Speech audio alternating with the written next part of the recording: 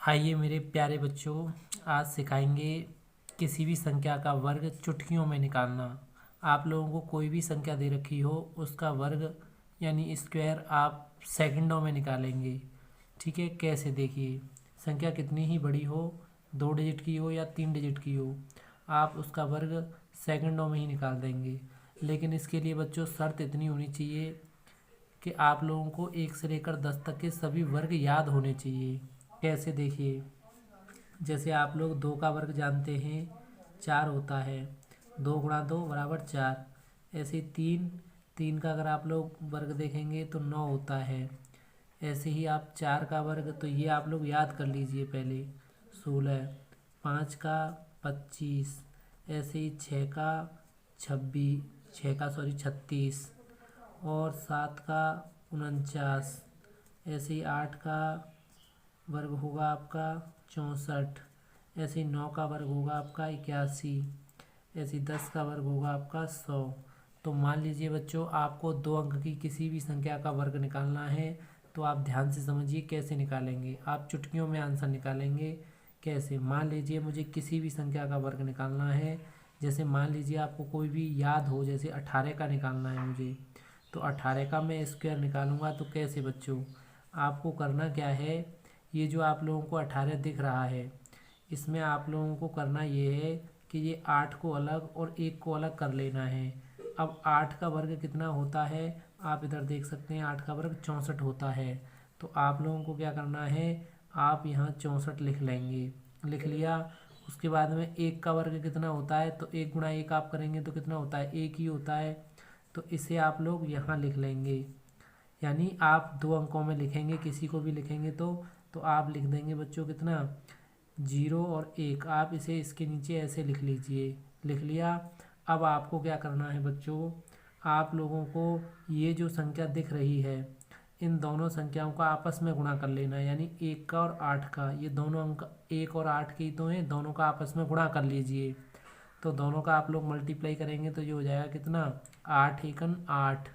अब इसका अपनी तरफ से 2 से और गुणा कर दीजिए, तो 8 दूनी 16। तो आप 16 को कैसे लिखेंगे, 6 का अक्षर बनाएंगे यहाँ और 1 का अक्षर बनाएंगे यहाँ। यानी ये अक्षर इसके नीचे आना चाहिए, ये अंक आपका इसके नीचे और ये अंक इसके ऊपर। अब आप लोगों को क्या करना है, 4 का 4, अब इसे जोड़ लेना है सिर्फ। 6 और 6 12, 12 की 2 हासिल 1 बच गई बच्चों। 1 और 1 2, और 1 हासिल की बच रही है तो 3। ये आप लोगों का आंसर हो गया। तो अभी मैं आपको समझा रहा हूँ, इसलिए आपको ऐसा लग सकता है कि इसमें टाइम लगा, लेकिन नहीं लगता है बच्चों। जैसे मान लीजिए आपको 42 का चाहिए, आप फटाफट से क्या करेंगे, 2 का लिखेंगे 0 4 और 4 का लिखेंगे 16। अब आप लोग दोनों का गुणा करेंगे, 4 दूनी 8 और 8 दोनों का जब गुणा कर लिया बच्चों, तो 2 से और गुणा कर देंगे तो 16। 16 को आप लोग ऐसे लिख देंगे। अब आप जोड़ेंगे बच्चों, तो आपका आ जाएगा 4 और ये 6 और ये 7 और ये 1। ये आपका आंसर हो गया। वैसे अगर आप लोग ऐसे मल्टीप्लाई करेंगे ऐसे करके, तो आपको ज़्यादा टाइम लगेगा बच्चों, लेकिन इसमें कोई टाइम नहीं लगता है। एक और, जैसे मैं कोई भी संख्या ले लूँ, जैसे आपको 56 का निकालना है, तो आप 56 से 56 का गुणा करेंगे तो आपको टाइम लगेगा। लेकिन देखिए यहाँ कोई टाइम नहीं लगेगा आपको 5 का लिख लेना है, कितना होता है 25। और आपको 6 का लिख लेना है, कितना होता है 36। लिख लिया। अब दोनों का गुणा कीजिए, तो 5 6 30 और 30 और 2 का गुणा अपनी तरफ से, तो कितना हो जाएगा 60।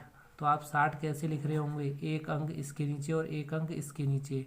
आप लिखेंगे 6 3 और 5 और 6 11 हासिल 1 और ये 3, क्योंकि 2 और 1 हासिल की 31 36। ये आपका आंसर हो गया। कुछ समय तो नहीं लगा, और सीख लीजिए। जैसे मान लीजिए कोई भी एग्जाम्पल में ले लेते हैं, कोई 3 अंकों की संख्या।